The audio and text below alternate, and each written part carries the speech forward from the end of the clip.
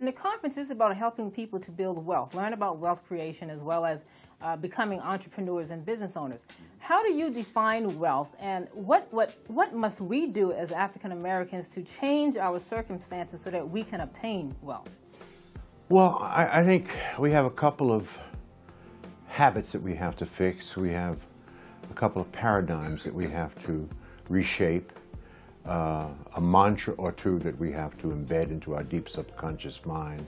Something as simple as we must live below our means and invest the rest. We must stop living above our means, which means we spend more than we earn. We must start living within our means, which means we spend everything we earn and start living below our means so that we're able to pay ourselves first and then to invest those resources so that there's an intergenerational transfer of wealth. Mm-hmm. That's proper insurance, proper wealth management, proper building, proper earning capacity.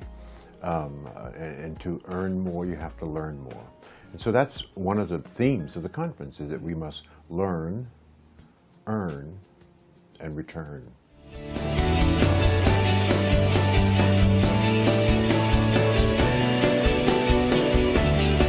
The Exceptional Business Leaders Series is brought to you by the Power Networking Conference and Exceptional People magazine. You're on. Hello and welcome back to the Business Zone. This is Crystal. And Gilbert Buchanan, the small business paramedic. And do we have Mr. George Fraser on the other line?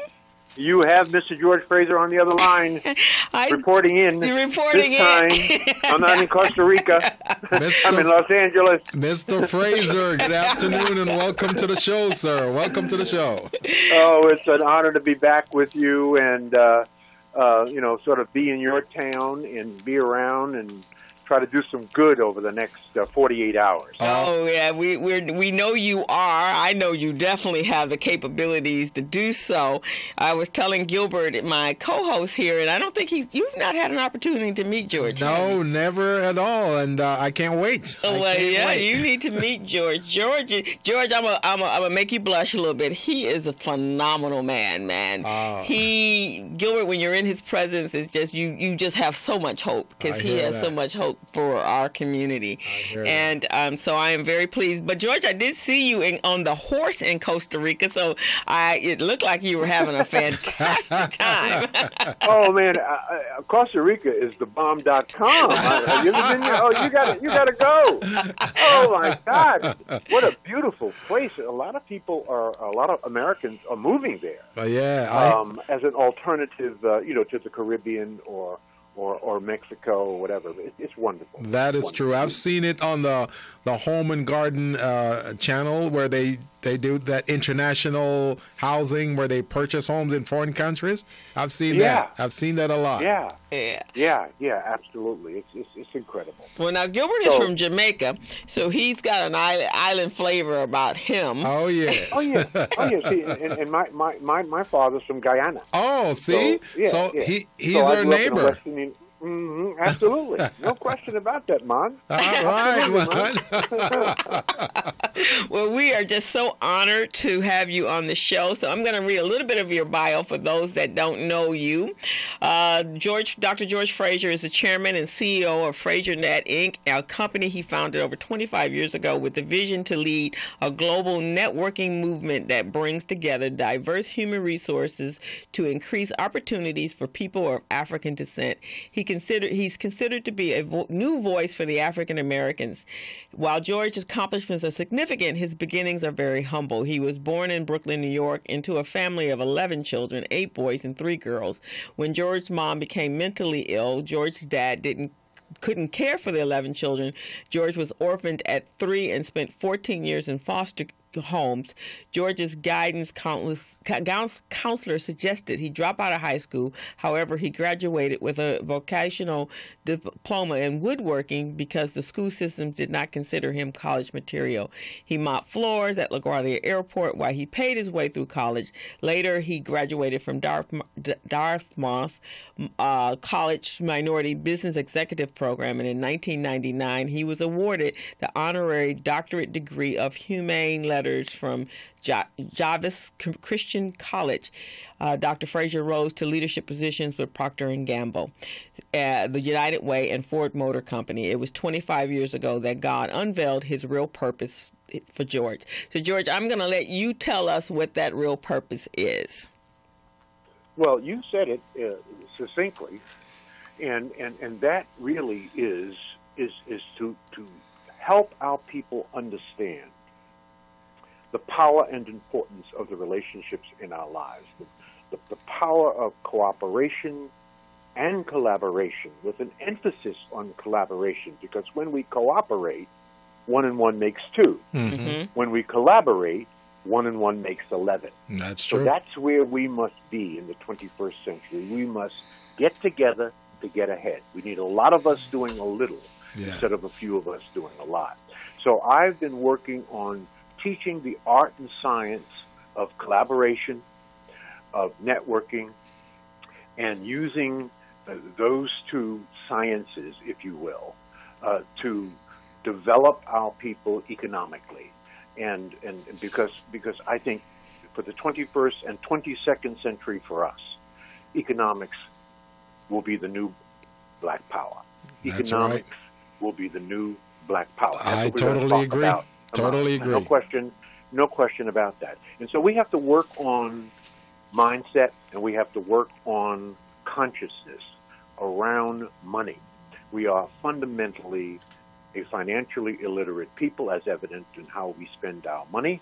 We are a $1.2 trillion economy. If we were a nation, we would be the 16th richest nation in the entire world, but our money goes in one direction away from us, and we're some of America's most conspicuous consumers. Mm-hmm. So we have to work on our financial literacy and mindset, because at the end of the day, when we finish pontificating ad nauseum about our issues, somebody's got to write a check.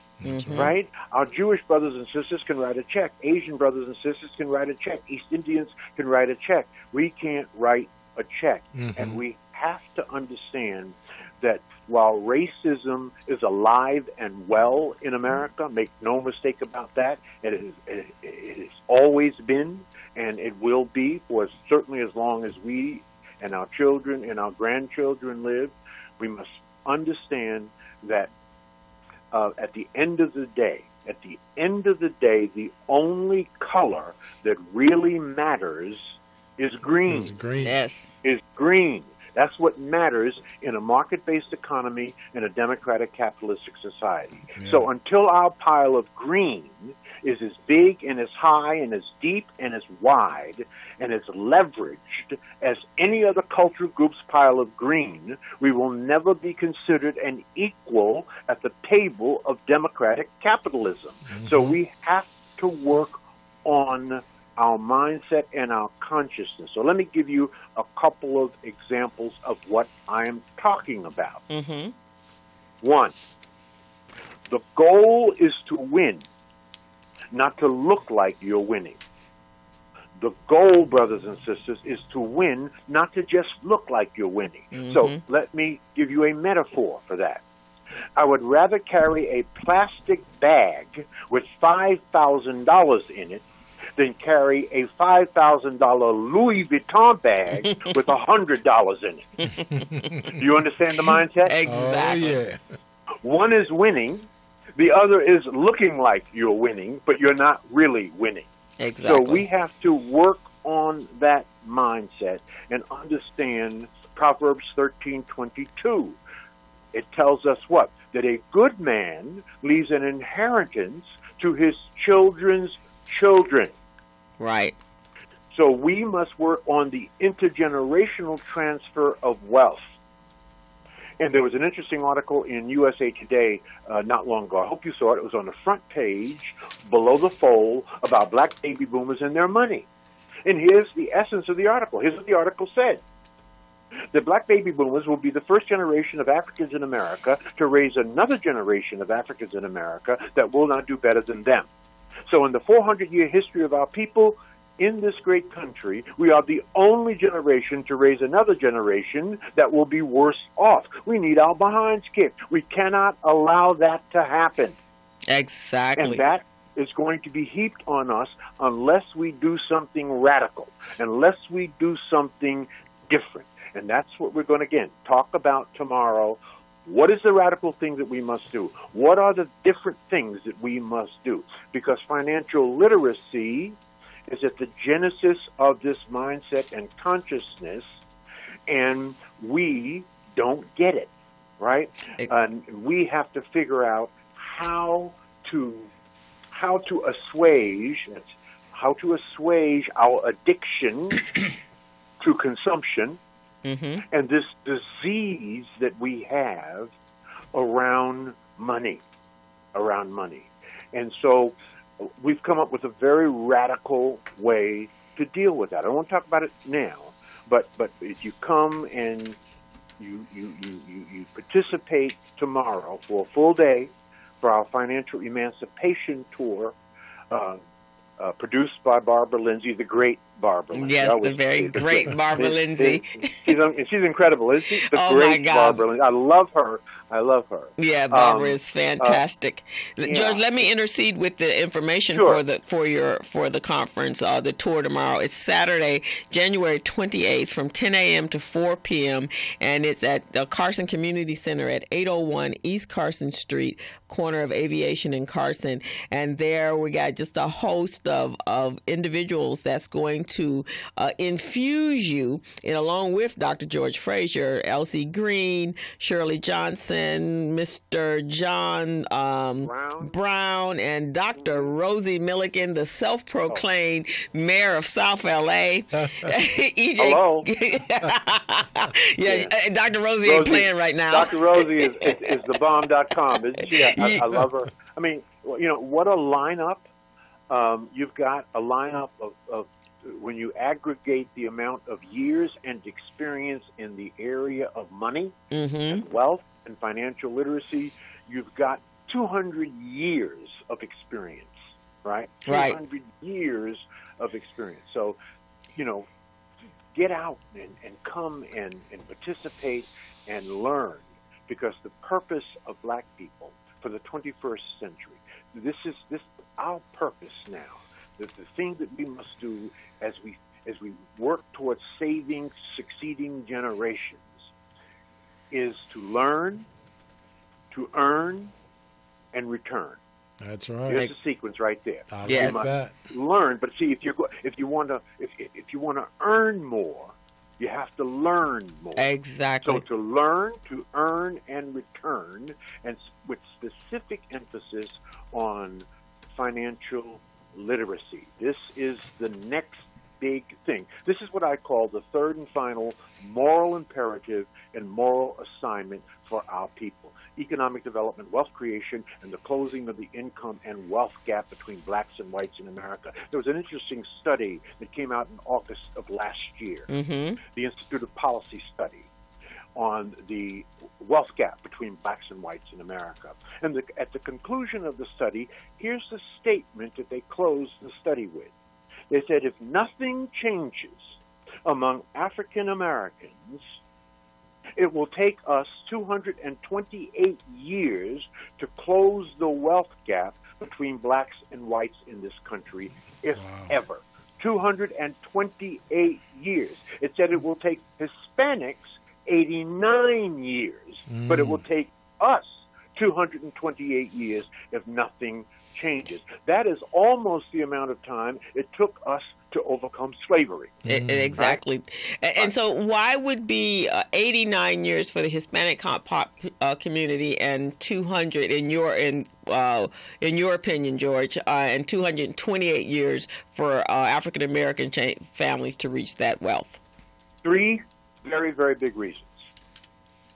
the power of family, two people working together. Okay, power of family. Like mine, the power of family. As you know, Hispanics are very much about family. Yes. The power of entrepreneurship. Right. And Hispanics are very entrepreneurial. Right. Okay, very entrepreneurial. And they have a savings ethic. Right? Okay. It is woven into their culture that they save. Now, they save a percentage of their income. Like Asians, they have a saving culture. So from a mindset and consciousness standpoint, they're 60-70% there. Right, exactly. Now, I don't have to tell you we have a family issue in Black America. Yes. Do you know what the biggest problem? Do you know what the biggest problem in Black America is aside from money? Okay, but it's related to money. The biggest problem in Black America is the absence of the black male in the home. Right. So single families run and operated and cared for by moms who are overworked and overstressed. That's right. You got the sisters trying to pull this cart by themselves for the most part. 72% of our children are being raised by single-parent families. So family is important, right? Yes. A culture of savings is important. Right. Entrepreneurship is important. So these are elements that we have to shift our consciousness and shift our mindset. And that's what we're going to talk about. We're going to talk about where are the opportunities? What are the best business opportunities for blacks in America? What is the kind of radicalness that we have to engage to deal with our addiction and disease around money? Okay? So that's what we're going to focus on. Because if Martin Luther King would have come back here 50 years after his death, right, he would pimp slap black people. He would pimp slap us. We're at the bottom of every single statistic that matters in America. He would say to black people, "Is this what I took a bullet for?" We have gone backwards. In fact, this is unacceptable. It is very, and it's funny you say that because last week, I believe one of my friends on Facebook had said that, wow, if Martin Luther King had known, if we knew what we knew now, he could have had a normal life. If we weren't going to move past where we were and follow suit, he could have had a normal life. Coretta could have had her husband. He wouldn't have been bugged. None of that stuff. So we did a disservice to him, and very disrespectful, in my opinion, that we didn't continue to carry the torch to rise our people up when he laid the groundwork. So metaphorically, he died and we died. Exactly.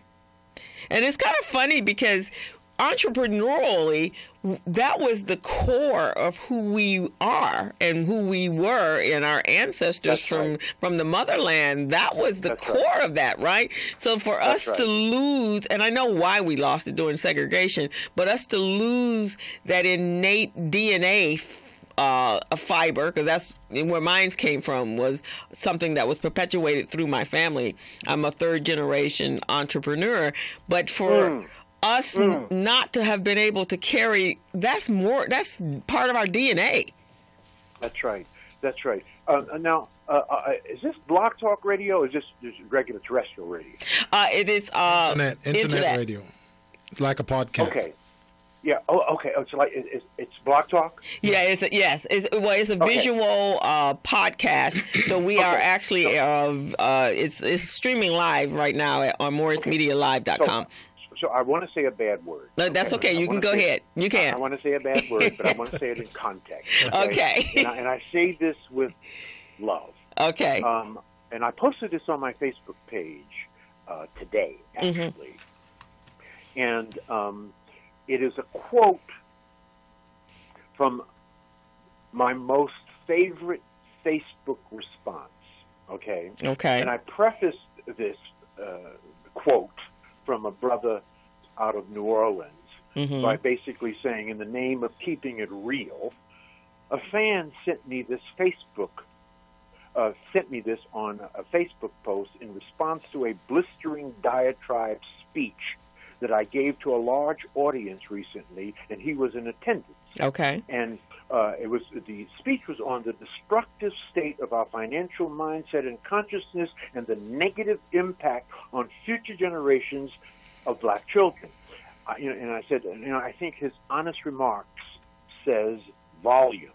So here's what this brother wrote to me. Mm-hmm. He said, Dr. Fraser, you got me thinking in a way that I never knew existed. I never felt more proud to be a black man than I do today. The success of it all is overwhelming. I'm alive. I'm alive. Thank you for kicking me in my black lazy ass.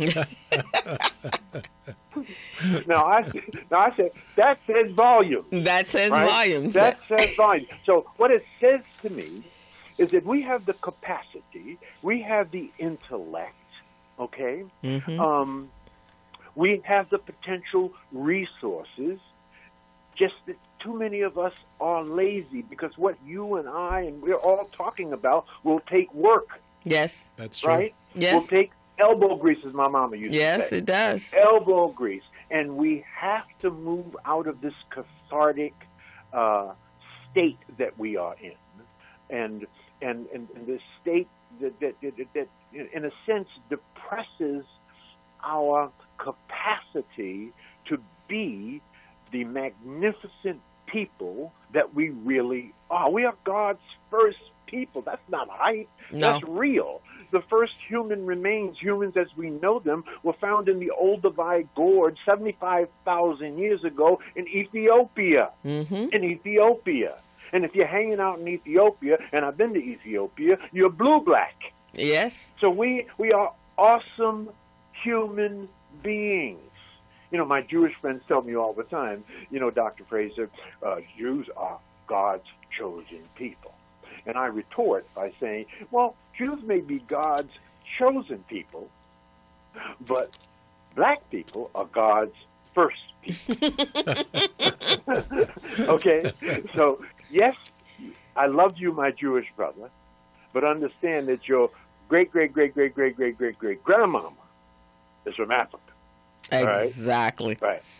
So we are magnificent people with enormous capacity, and too many of us have not chosen the path of work ethic, the work ethic necessary Mm-hmm. to do the learning, Mm-hmm. to do the earning, and then do the returning.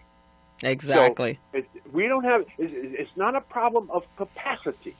There's nothing wrong with our DNA. We are not less intelligent than anybody. In fact, I believe that in many cases we are more intelligent. You saw Hidden Figures, right? Yes. We are more intelligent, right? But we have become complacent. See, Dr. Fraser, Yeah. I think I totally agree with you. I'm thinking that a lot of this has to do with that Willie Lynch doctrine that was Yes, it passed on to us back in the day, and a lot of people can't let go of it. That's right. So- Amen. I'm so- glad you said it. Yes. That's exactly right. We need to break away. We got to figure out a way how to get folks to break away from that doctrine, because it's really suppressing us. It's suppressing our growth, our That's right. economic viability, and everything. That's right. Well, I have a radical approach that I'm going to take. A radical approach, and I think it's going to take something radical It will. to again move us, because I classify it as like an addiction, like a disease. And when you have an addiction, we know that there's really one system that has, over nearly 100 years, that has effectively dealt with addictions. Mm-hmm. So I think that we need to move our people in the direction of using the simple 3-step system that Alcoholics Anonymous uses to treat sobriety, or Weight Watchers uses to treat obesity. Mm-hmm. right? Yes. It's a very simple system. Now, they are the most successful organization in treating addictions. Okay? Mm-hmm. They have almost 100 years of experience. So this 3-step process is simple. Is you get the person that has the addiction to pledge to a commitment or to a series of steps. And you know Alcoholics Anonymous has a 12-step program. Right. Weight Watchers has their own, I think, 7-step program. So Right. to get us to pledge to some sort of series of commitments, okay? Now, we have crafted those commitments in the Moses movement, making ourselves economically successful movement. We started about 10 years ago, the Moses movement. So we have crafted what we call the 10 commitments to financial freedom. So they sound like this. Thou shalt prepare yourself and your family to tithe easily, effortlessly, and joyfully. Thou shalt maximize your earning potential, better manage your budget, and live below your means. Number 3, thou shalt start building wealth now and prepare your children to start early. Number 4, thou shalt save and invest at least 10% of your monthly income. Number 5, thou shalt use a home ownership and real estate as the cornerstone for building wealth. Number 6, thou shalt establish an investment plan for your retirement needs, your children's education, and community-based philanthropy. Number 7, thou shalt more effectively manage your credit, debt, and tax obligations to develop a track record of predictable financial behavior. Number 8 is thou shalt ensure that your wealth is passed to future generations through proper insurance and estate planning. Number 9, thou shalt support the creation and growth of minority-owned businesses. And number 10, thou shalt monitor and focus on your wellness to live a long and fruitful life as a model for your children. So we need our people to commit to, just as you have to if you go to Alcoholics Anonymous or Weight Watchers, to admit to some system and then set a goal. So our goal in the Moses movement is to become debt-free within 3 years, excluding your mortgage, and to commit to saving at least $50 a month. That's our goal. Okay, right? so debt-free in 3 years and saving $50 a month. This is very... And saving. This is very similar to the Jewish phenomenon, their commitment, their principles. Right. I believe there's 17, is it 10 of them as well. It's a book I read, The Jewish Phenomenon. And that's what they talk about is and that's what they have patterned their lives. A little different in the sense that their wealth is portable, but they support their communities, which is Recycling Black Dollars, which, Muhammad Nazardine, I'm the co-director of that organization. Yes. And Muhammad, incredible. That was his thing, 29 years ago, was supporting your community. I mean, that shouldn't be so difficult. But, George, it's funny.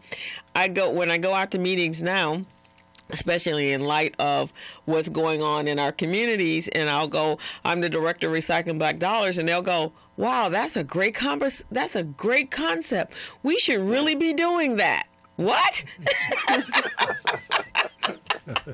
Right. And that's because people are not reading the right things and surrounding themselves with people of like mind. Right. And that's one of the commitments you must make when you go through an addiction program.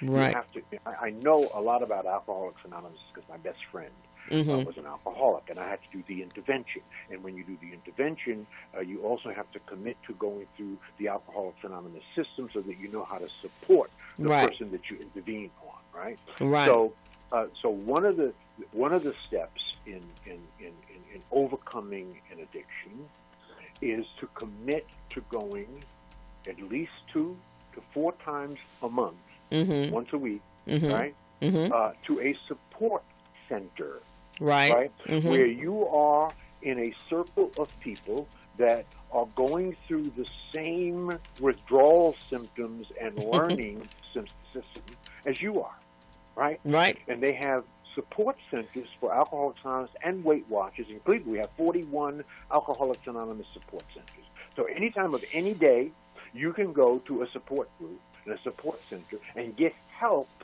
and be around and to talk through with people who can support you in your self-improvement and can support you in growing around this particular addiction that you may have. So that's really the third step in Alcoholics Anonymous. The second step, what we say, the first step is to commit to some sort of sequence of pledges, and set a little goal. The second step is to commit to the literacy around your addiction. Right? So when you go to Alcoholics Anonymous, when you go to Weight Watchers or Alcoholics Anonymous, you have to learn about the intellectually, you have to become literate about the language and the ups and downs and the psychology of how to overcome your addiction. You have to become literate. So the same thing with money. We have to become literate about money. Right? And there's many books written on, and there's many things taught, and many people teaching those things so that we can become more literate, change our mindset, change our consciousness. So one is commit to a pledge and a goal. Two, commit to becoming literate, right, about what your addiction is and isn't. And three, commit to going to a support group. Now, so the hard part for us, here's the hard part for us. The hard part is, where would we go? Yeah. That's the hard part. Okay, where would we go? So with Weight Watchers in Cleveland, for example, there are 31 Weight Watchers support groups in the greater Cleveland area, and Alcoholics Anonymous, there are 41, okay, places that you can go. So here's my idea. Here's what I think we can do. There are 75,000 black churches in America. 15,000 of them have what they call wealth ministries. Right. Now, I've spoken in many of those wealth ministries. The problem with those wealth ministries, in some of them, not all of them, is the people who are ministering in those wealth ministries are not certified in financial literacy training. Exactly. Right? That's a pretty easy certification to get. I'm certified in financial literacy training. Right? So I would approach a pastor and say, listen, let's start a wealth ministry in your church if you don't already have one. The person who raises their hand to teach in that wealth ministry must get a certification around financial literacy training. So we'll upgrade the teaching in the ministry. Okay. Secondly, let's change the name. Let's not call it a wealth ministry. It's going to be a financial literacy support center. That's essentially what it's going to be. But we're going to change the name. We're going to give it something that helps black people feel that when they come, they can soar. So here's my name for the new 21st century black church wealth ministry: WINGS. WINGS. And WINGS is an acronym meaning wealth in the name of God and His Son. Wealth in the name of God and His Son. That's right. And basically, so we renamed the wealth ministry to WINGS. And this is really a financial literacy support center. This is a place where our people can go, because with churches everywhere. In Cleveland, we have 175 black churches. Right? So even if just a quarter of them had wealth ministries where people can actually come and be around people who are dealing with the same issue, that's the final piece. That's the third and final piece that will move us towards overcoming the challenges that we have psychologically that leads to a stinking thinking, badass habits, and a lack of consciousness around the power and importance of money. Money is huge. Now, don't misunderstand me. That money is critically important. It's right up there with oxygen. It is about that. But there are other things in life, and there has to be some balance.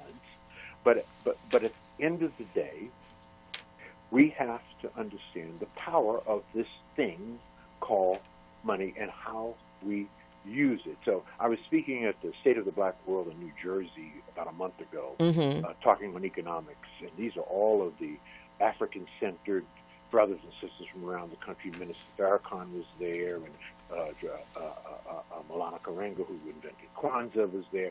All of those types. Oh, okay. And they were talking about everything but money.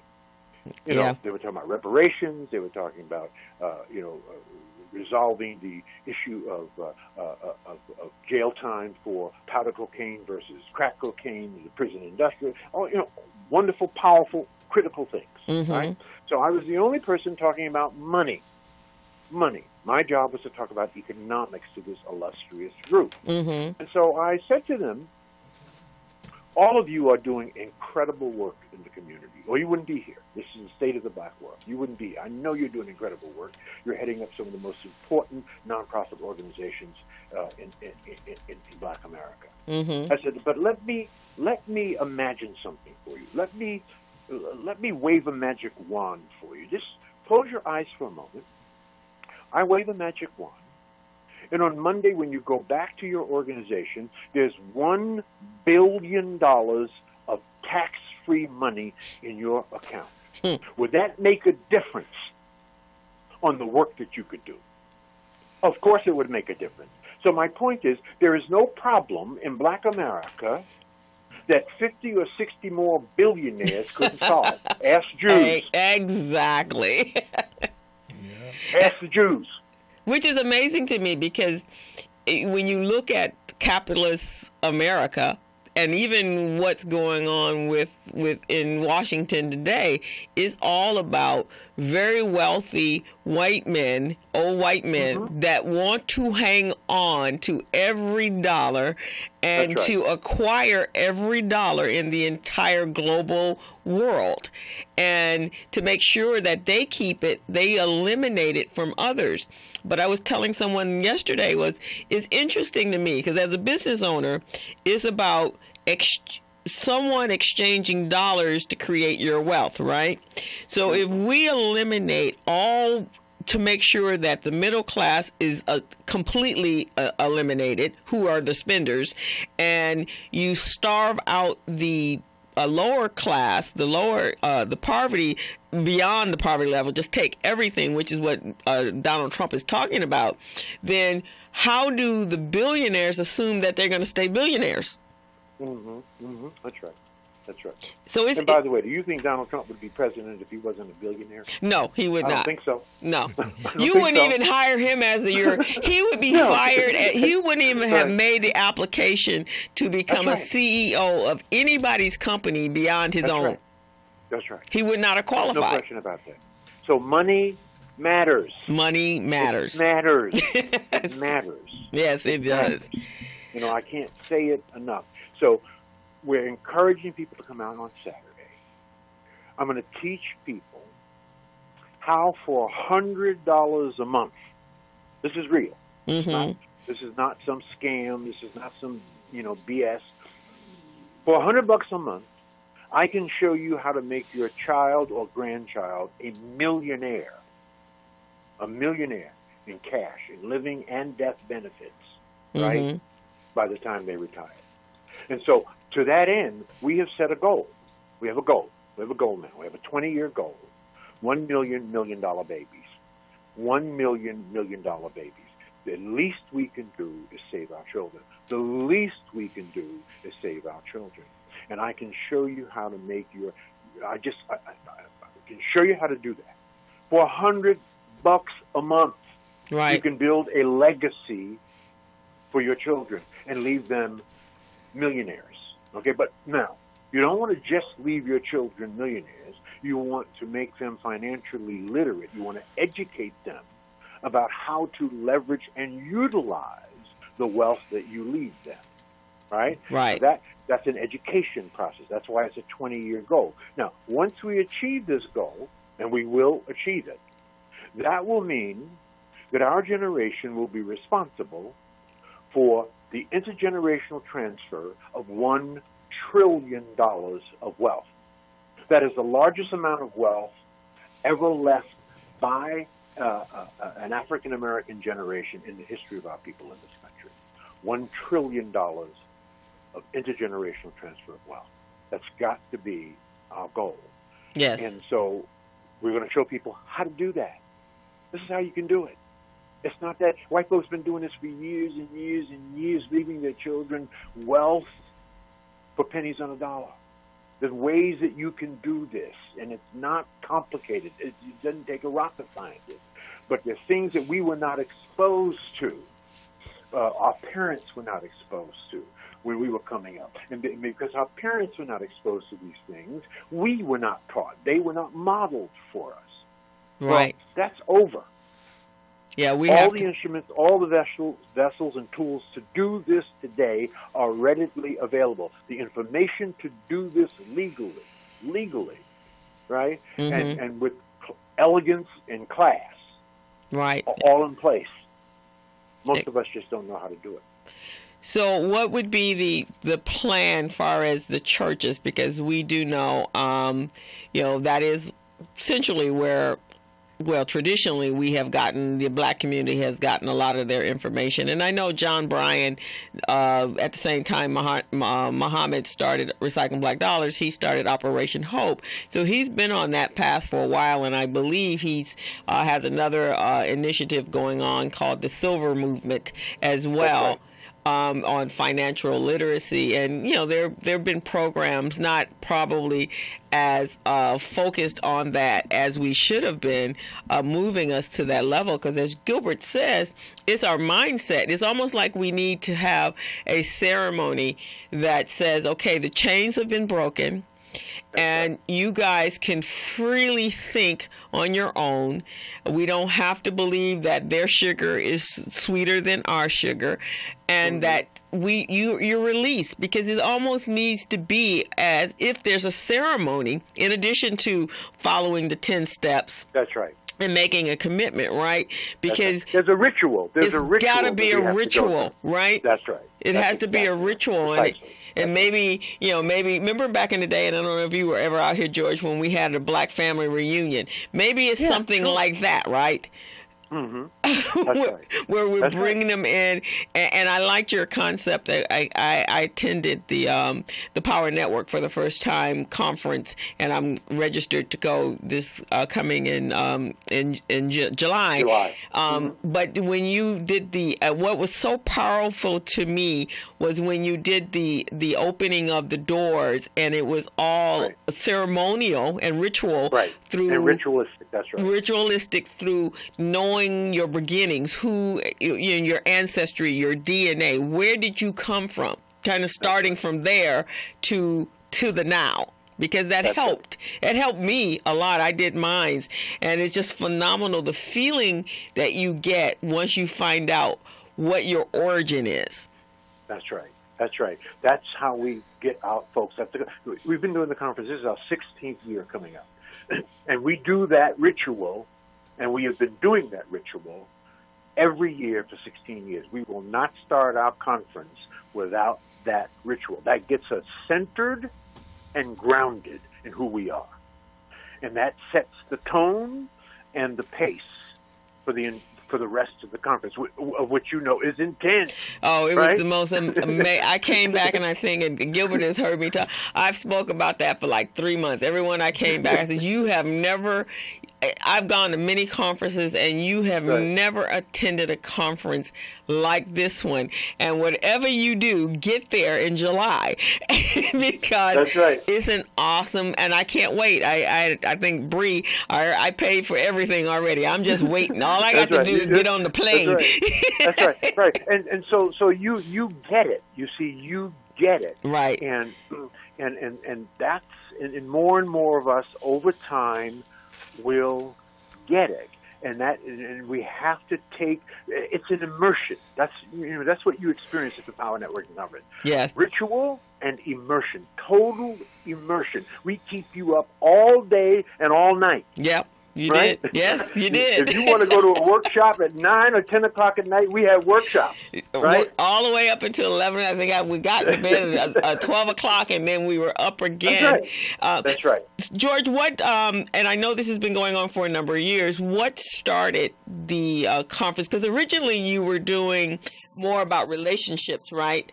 And relationship building. What actually started what was the influence behind the Power Networking Conference? Well, we just talked about it. You hit the nail right on the head. We were doing a series of workshops and events touring the country, speaking about networking and the power and importance of collaboration, cooperation, networking. Okay, and then good ideas take time to grow. Right. So I had to evolve, and as I evolved, I came to the conclusion that we needed a more ritualistic and immersion kind of process to really infect, affect, and effect our mindset and consciousness. So that's the conclusion I came to. So I said, well, then how do you actuate that? Okay, if that's what is needed, how do you pull that off? What does that look like? And that said, well, it's got to be a coming together of our people of like mind. The people there are of like, there's 42 million black people in America. There wasn't 42 million people there. It was sold out at 1,500. Those are people of like mind. Right.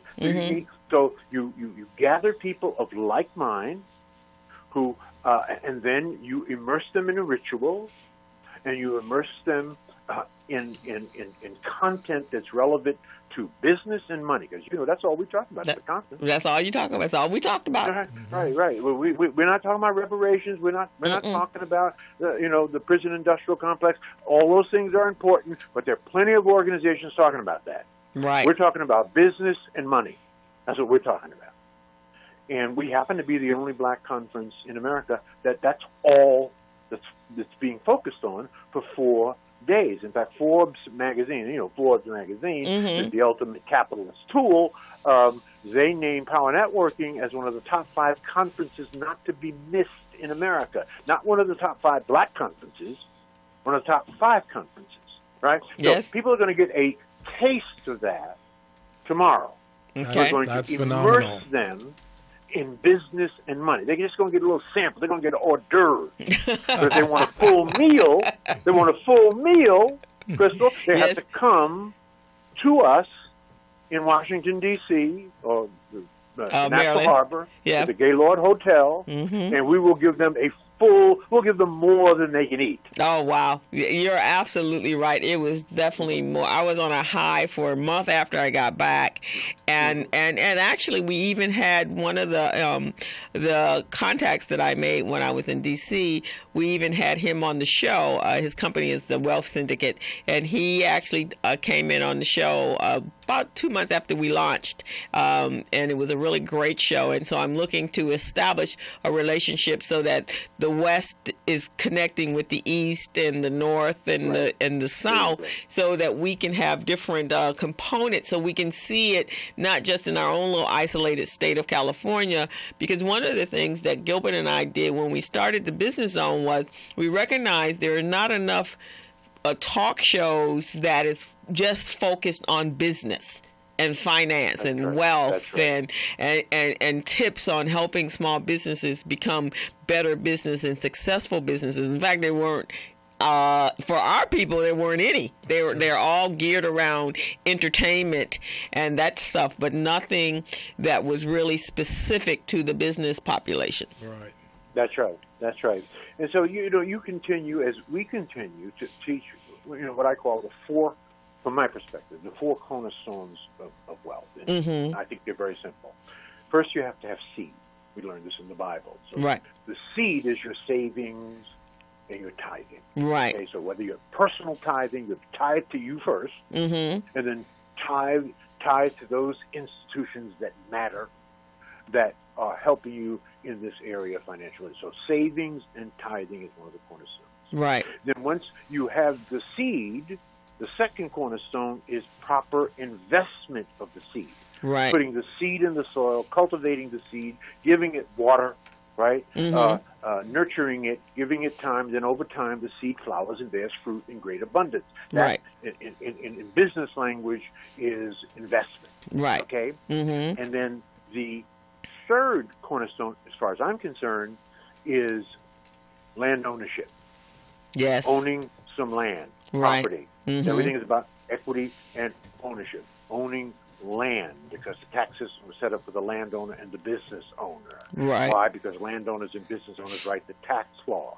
So if we don't own land, and we own the fewest number of homes per capita of any cultural group in this country, and we came over here before the Mayflower, and if we don't own businesses, that's the fourth cornerstone, business ownership. If we don't own businesses, and again, we own the fewest number of businesses per capita of any cultural group that lives in this country, and again, we came over here before the Mayflower, then you cannot fully exploit the American tax system because it's set up for the landowner and the business owner. That's why Trump does not want you to see his tax returns. Not because he did anything illegal, it's because he is a massive landowner, as you well know, and business owner. Right. And so he fully exploits the American tax system, and he doesn't pay any taxes. Right. Exactly. Exactly. The system was set up for people like him. Exactly. So we must become landowners and business owners. Okay. And in any number of ways, you can act on that. Okay. Those are the four cornerstones, right? Savings and tithing, which is the seed, investment, planting the seed, land ownership, and business ownership. Okay. Four cornerstones if you want real wealth in America. Okay, so If those you want to will have be something to transfer to your children. right. Because you cannot transfer your job. No, You can't do that. No, you can't transfer your job. You can't pass your job on down as in the will. No. And nor can you pass on something that you're renting. You can't do that either. right. It has to. You have to own it. So tomorrow at January 28th on Saturday, it is the Empowerment Emancipation Tour, right? Financial tour, and it is at the Carson Community Center at 801 East Carson Street at the corner of Avalon and Carson. Dr. Fraser will be there with a host of other very knowledgeable, committed individuals to our community, and we're going to teach you how to secure your financial future and start to change your mindset. So it's from 10 a.m. to 4 p.m.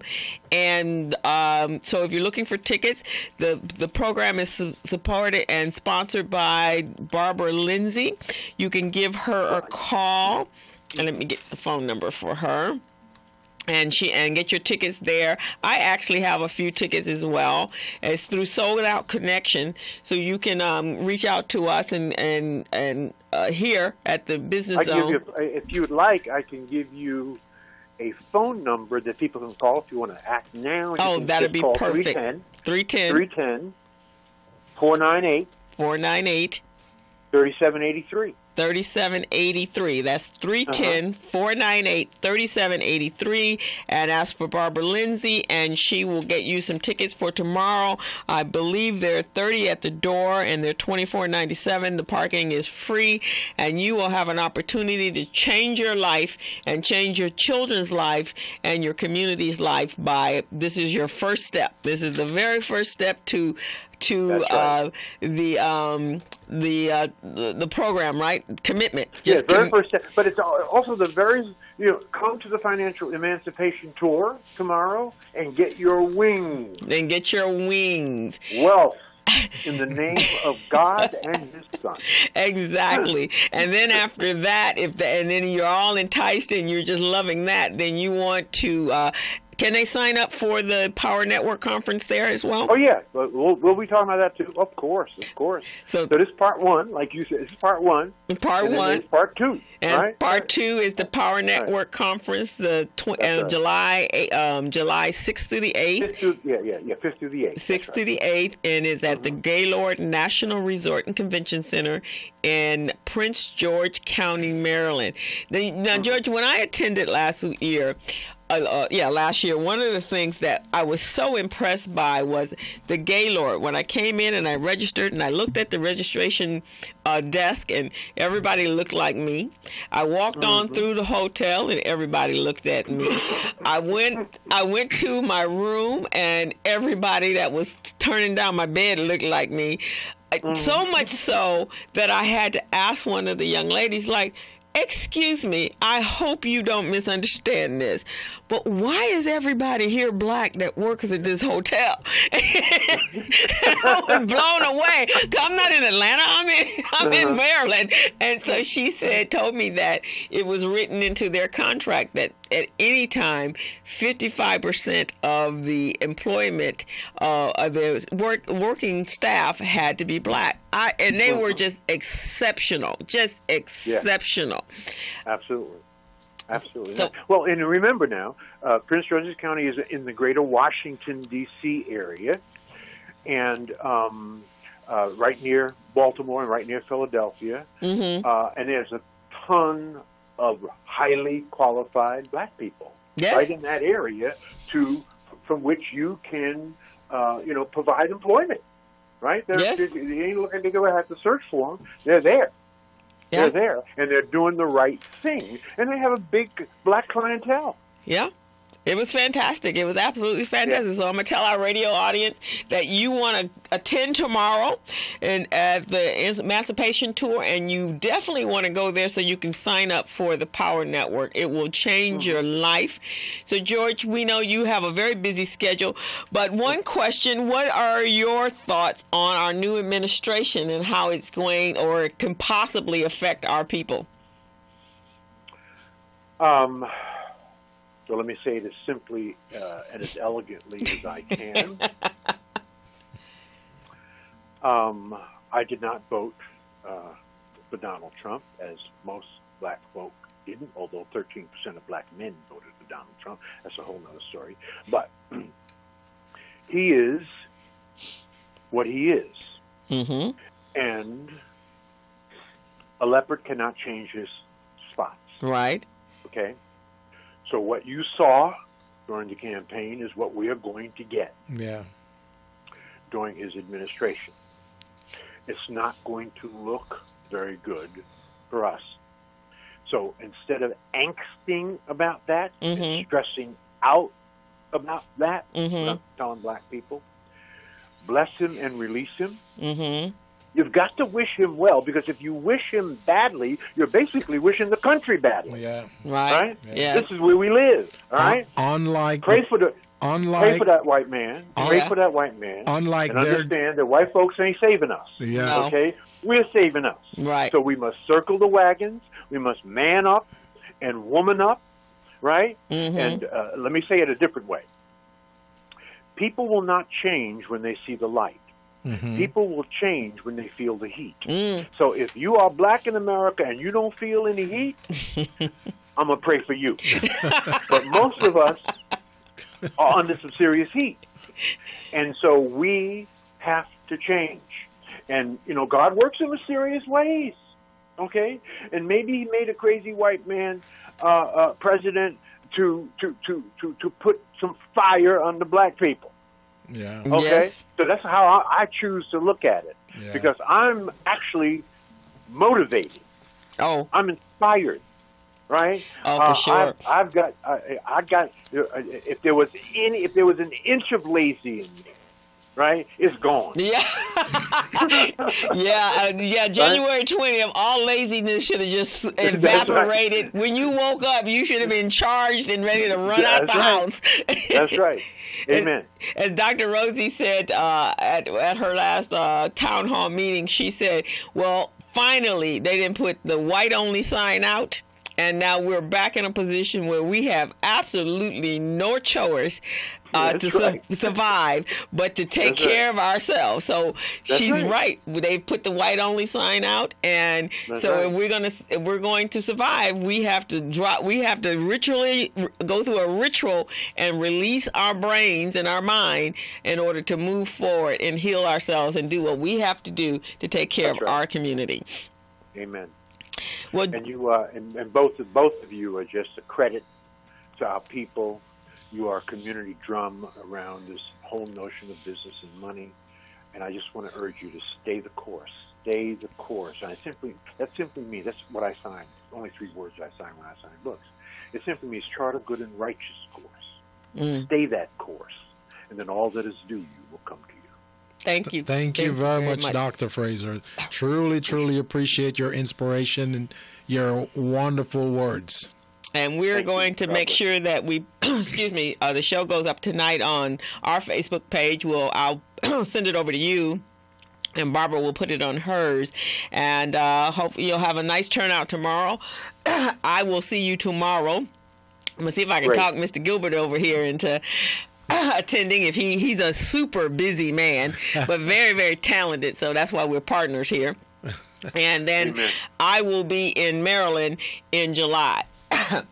Great. I wanted forward to it. I wanted to attend Dr. Fraser, but I had some other stuff going on with some clients that I gotta really take care of. So I apologize. I sincerely apologize. No apology necessary. Let me just say it simply to you: handle your business. Thank you, sir. Handle your business. And I'm looking forward to meeting you in person real soon. My pleasure. Thank you. Thank you, sir. Thank you, George, for coming on, and I will see you tomorrow. See you tomorrow. Okay. Bye-bye. Yeah, good evening. Bye-bye. Bye-bye. That was a wonderful interview with Dr. George Fraser. Do you want to take a quick break? Yeah, we're going to take a quick break, and we'll be back. Okay.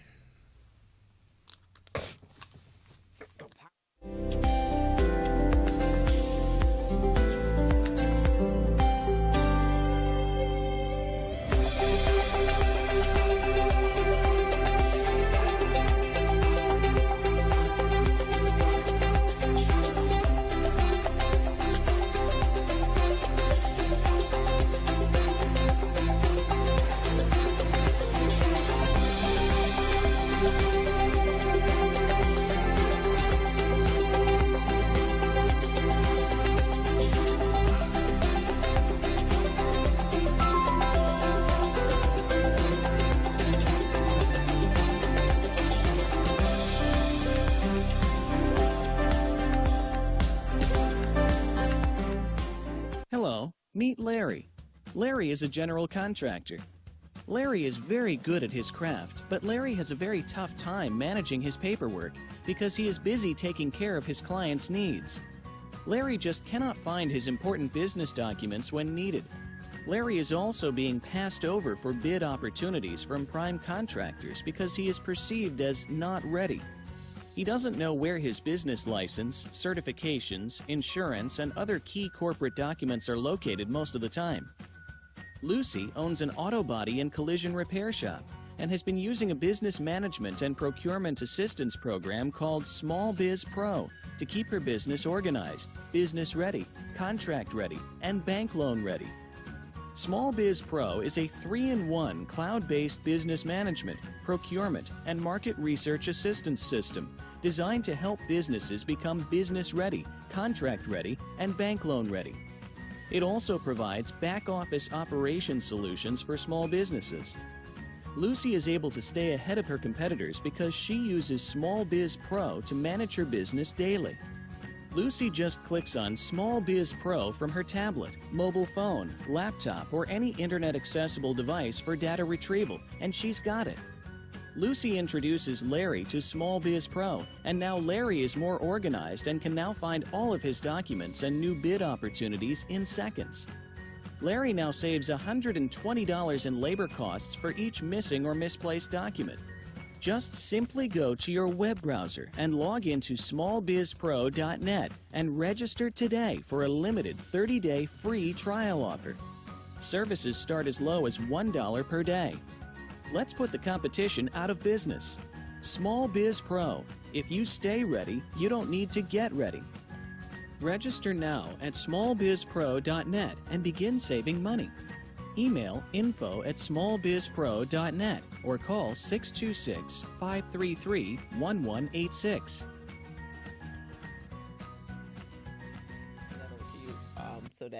And we're back to the Business Zone with Crystal and Gilbert. All right. So I hope you guys enjoyed George. I'm just always impressed with George. Just a very intelligent man, but very passionate about his community. I would suggest to you to become a friend on his Facebook because he puts up some incredible, very inspirational messages every day. Several times a day. One of them that I read or I received the other day, which was very apropos right after the women's march.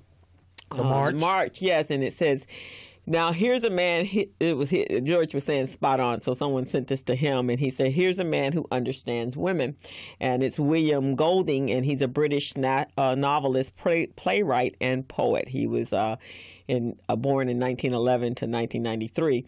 His message is, I think women are foolish to pretend they are equal to men. They are far superior and always have been. Whatever you give a woman, she will make greater. If you give her sperm, she will give you a baby. If you give her a house, she will give you a home. If you give her groceries, she will give you a meal. If you give her a smile, she will give you her heart. She multiplies and enlarges what is given to her. So if you give her any crap, be ready to receive a ton of. I love that. I love that. You like that? Is it true as a man? Is that true? I am going to have to share that in my workshop. So I will send that over to you. Powerful. But that's powerful, right? Because she will make powerful. you a home. She will make a home for your children. She'll give you children, which carries on your legacy. She'll make you a meal.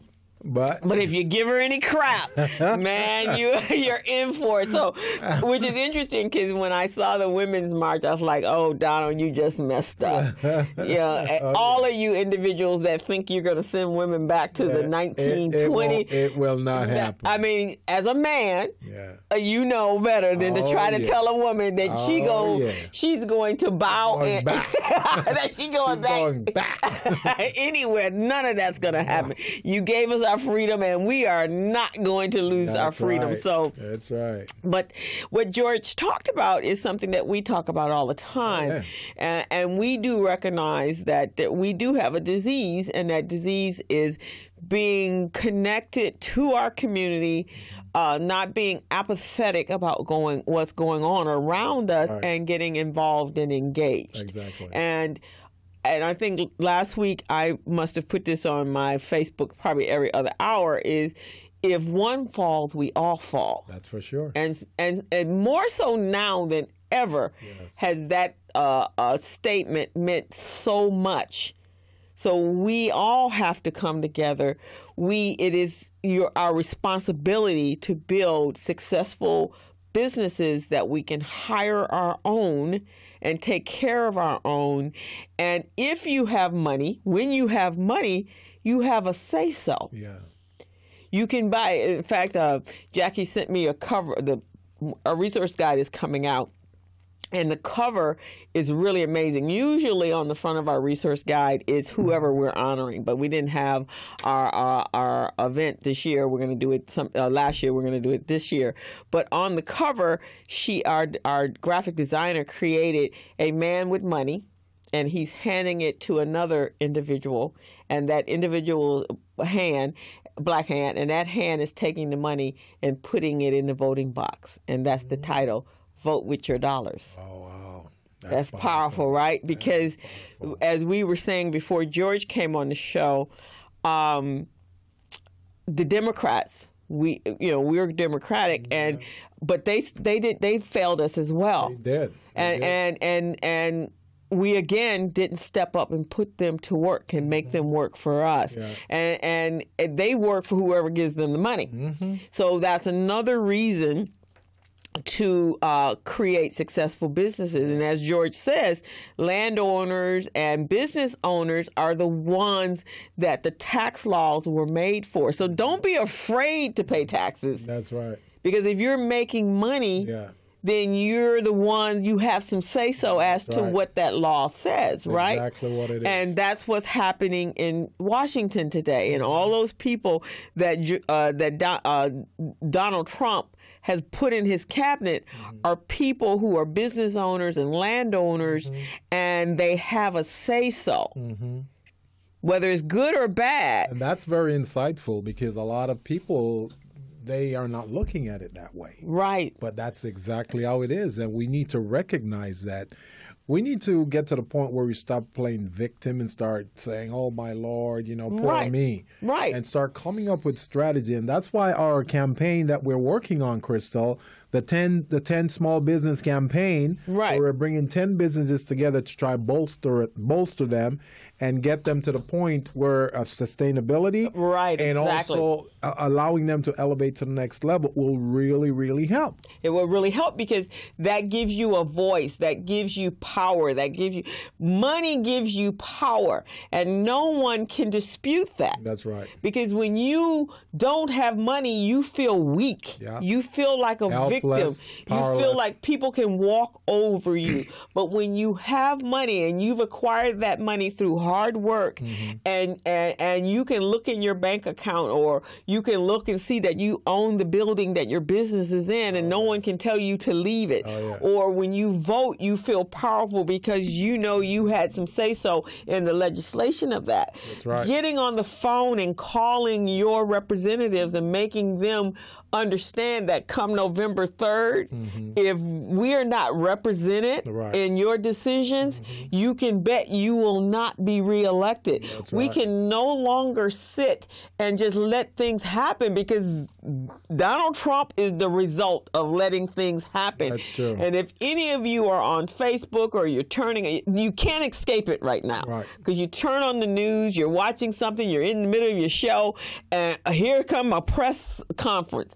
I mean, I've taken to watching Netflix and Hulu because there's no commercials. That's right. I'd rather pay for that than have to deal with that. I want to hear it on my terms, but I also want my community to be stronger.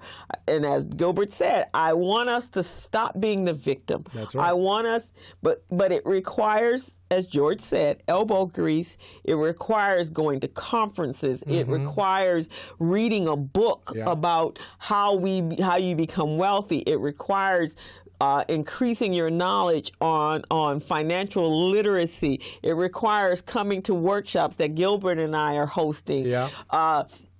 If you don't have time for that, it requires you to pick up a phone and say, Gilbert, can you coach me on how to become a certified business owner?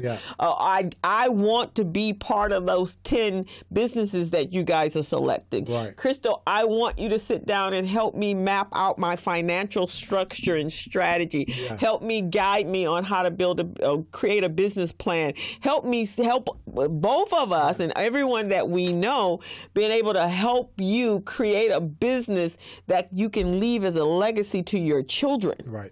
And you know what's amazing, Crystal? I'm looking at Mr. Fraser, Dr. Fraser's 4 cornerstone points. Right.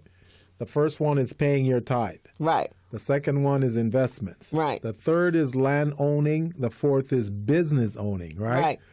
Now, the first one, I think a lot of people may take it out of context because it says paying your tithe. So they're thinking, oh, you got to go to church. That's not what this is about. Paying your tithe is like paying your taxes.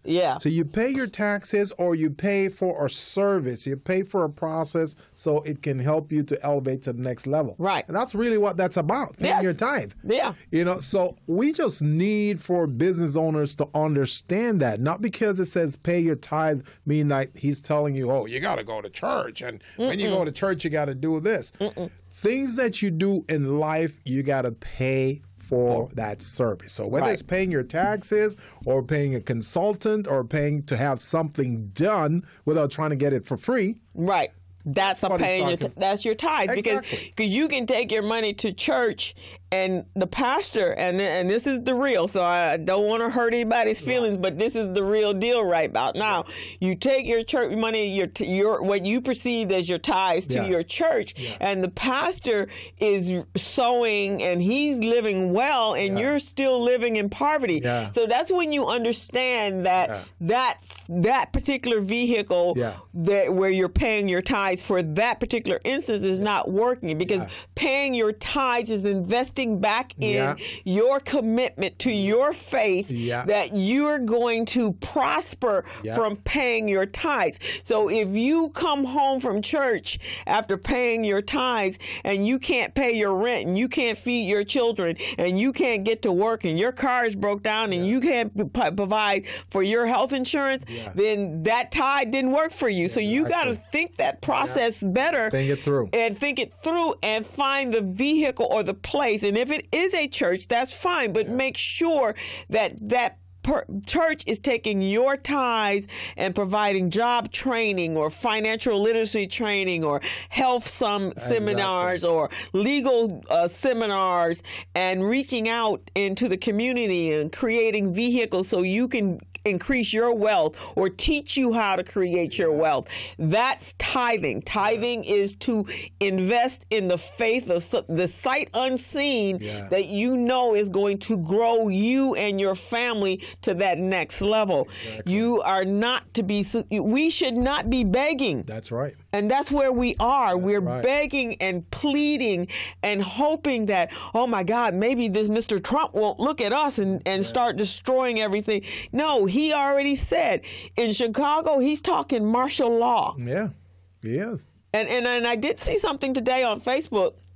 So they've targeted Chicago, and I'm sure there's a retaliatory reason for that. Oh, yeah. But I saw that Chicago is on when it looks at the city with the most crime, Chicago is number 10. And the reason they're number 10 is because Chicago has 2.8 million people in their town, and so there's in that area, in that city, and so 2.8 million, and they're saying 300 and something murders or in the last, or maybe 1,000 murders in the last week. Right. Divide that into 2.7 million. And get the percentage of that. Yeah. That's when that's math, people. Yeah. The math does not lie. Yeah. So don't just read and let people tell you. Yeah. Do your own research and see how much that makes sense. Comprehend what that makes sense. Yeah. Then contact your representatives and get involved. Yeah. Your church should be involved in making sure your community is safe. If that's where you're going for your knowledge. If you're going there to be fed, they should be feeding everything, teaching you how to fish and not handing you a fish. Exactly. Right? That's what Jesus did. He taught you how to fish. Yep. And it doesn't necessarily always come free. So because remember, it's about commerce, it's about money. So in exchange for one, someone's going to teach you what they've learned, which they had to pay someone to teach them. Yeah. Now we're just you're passing that on. Yeah. So that means you too have to invest in your life. It's your life. Yeah. So it should be very important to you to get the best of the best. And you all know. Now the one thing black folks do know, that if you don't spend money for nice shoes and nice clothes and nice food, that the shoes will hurt your feet, the clothes will fall apart. So we do know that. So it's the same thing in intangibles, the service you get. So you get what you pay for. Exactly. You get what you pay for. So look at changing the mindset. Read. Forget the television. Forget the reality TV. You can do that once you done gone and read some books on how Robert Johnson became a wealthy man. Even if you're going to take Jay-Z, how did Jay-Z become a wealthy man? See, he didn't sit back and call himself a victim and say, poor me. Who's going to come help me? He stepped out there. He did what he needed to do. He made sacrifices, and that's really what it is. Look, he just sold 33% shares of his business, what, $500 million? Right. $500 million for 33% share in his business. So we can do the same. You can do the same. You can become, once you grow your business and it's successful and it's serving a solution or creating a need for someone, then you can become a public company. And now we're talking wealth at that point, right? You're leaving legacies for your children. At the same time, moving into nicer homes and cars and whatever it is, and your savings and buying the building that you live in and you live in and your business is in, this is creating wealth. So we really, truly have to change our mindset. It is imperative. We're kind of at the 9th hour of reestablishing. And as we said at the beginning of the conversation, don't let Martin Luther King's efforts be in vain. Exactly. Don't let Marcus Garvey's efforts be in vain. Right. Don't let even President Obama, don't let that feeling, that euphoria you felt for the last 8 years be in vain. Right. And all the other people that have fought for us. We don't need leaders. You are a leader. Exactly. And you need to teach your children how to be leaders. Yep. Make them proud, because our children are watching now, and it is important. It is vitally important that we teach our children how to fish. Yep. And not just be a worker bee, but to go out and when my nephew was on the show a couple weeks ago, go work while you're acquiring your education. That's part of the education process. But be looking at starting your own business, because that is the only way you have control over your destiny. That is so true. I totally agree. Totally agree. And there's tons of us that have not just Gilbert and I. We're special, but we're not like uniquely special, where we have talents and skills and knowledge that no one else has.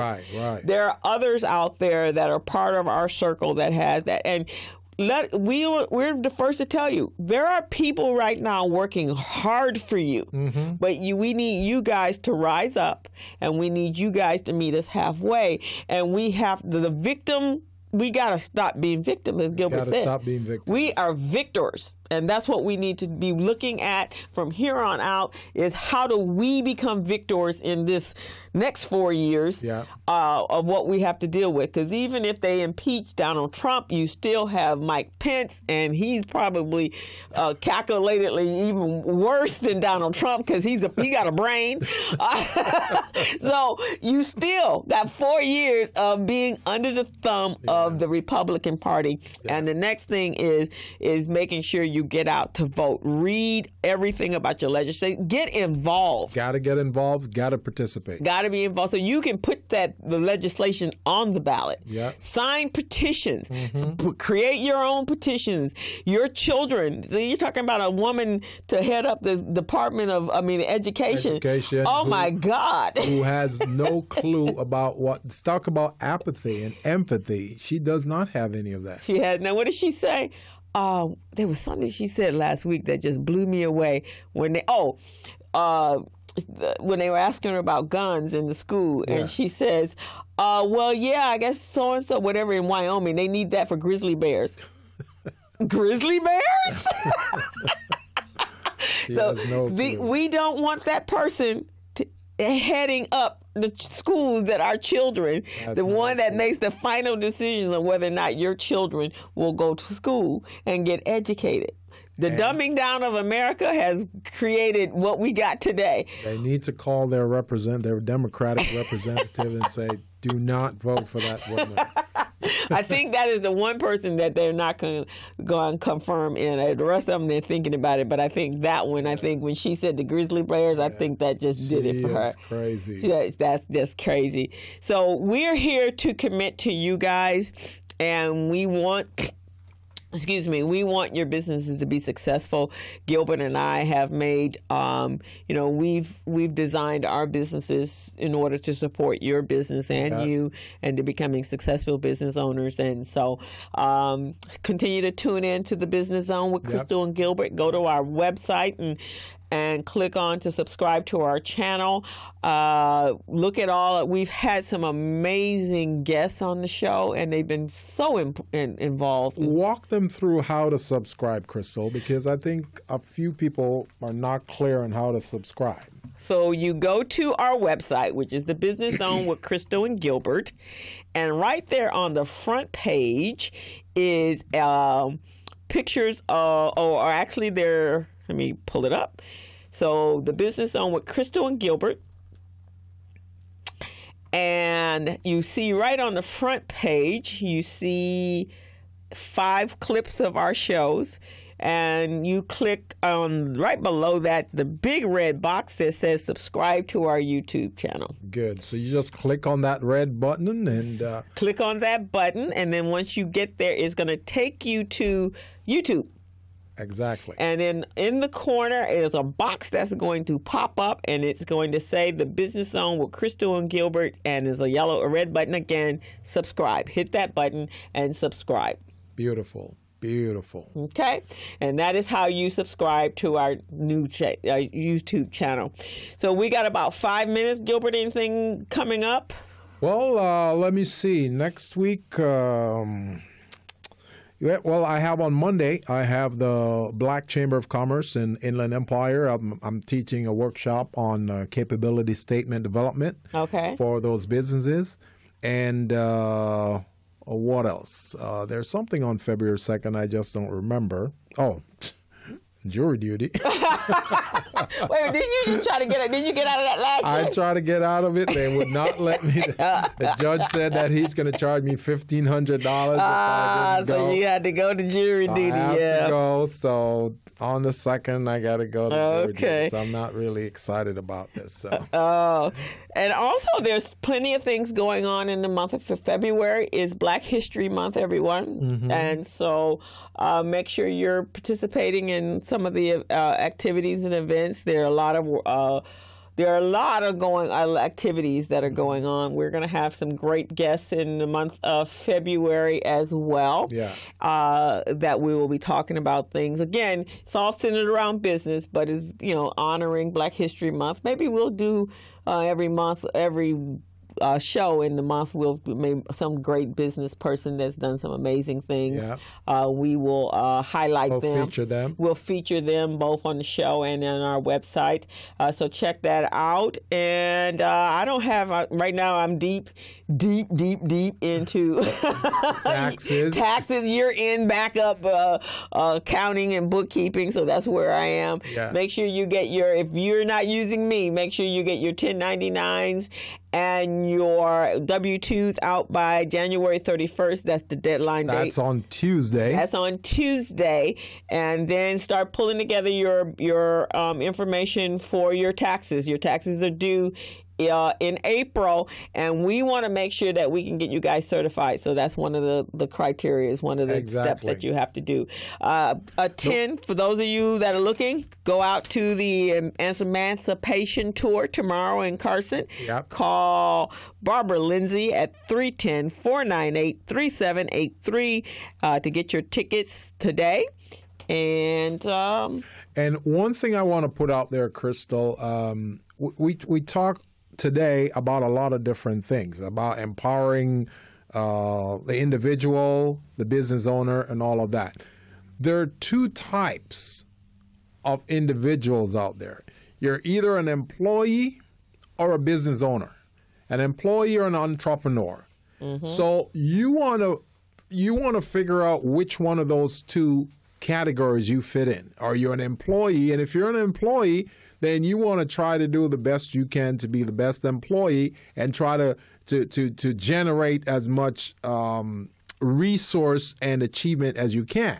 Mm-hmm. If you are an entrepreneur, then you want to make sure that you gravitate towards owning your business, running your business, and trying to do it as successful as possible.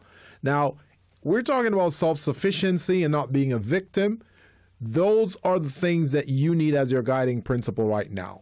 Either you're going to be an employee for someone else, you work for them, work at their mercy, or you're going to work for yourself, be your own boss, and try to be as creative and ingenious as possible to get your product or your services to solve the pain in the marketplace that you've identified. Right. Crystal and I are here to guide you. Now, if you're an entrepreneur, we can guide you. If you're an employee, then, you can go ahead and try to select who you want to work for and hopefully be as productive as possible. But that's pretty much what I want to put out there. Yes. Yeah, that's pretty much it. And so we're going to sign off for today. It was a fantastic show.